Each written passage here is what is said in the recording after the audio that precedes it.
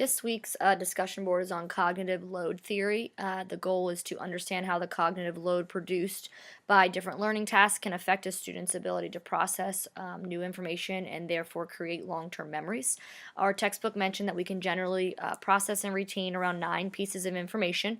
From personal experience, I found this number to be relatively high in regards to teaching students with special needs. I feel like a more accurate number would be around 2 to 3 pieces of information at a time before they reach their maximum capacity, and then after that, I don't believe they're retaining a lot of the information that's given to them.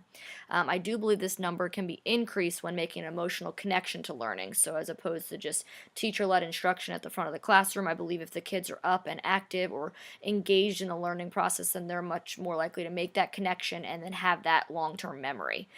Personally, I believe students learn better when they are active and engaged. For example, I did a math lesson for coordinate planes and I had a rug that had a bunch of different emojis on it. I labeled the y-axis and the x-axis and I gave coordinate planes, and I had the students count over and count up and tell me what space they had landed on. And I believe that this concept, just knowing even the x and the y axes, were much more effective than if I were just to stand up in the front of the board and say this is this and this is that.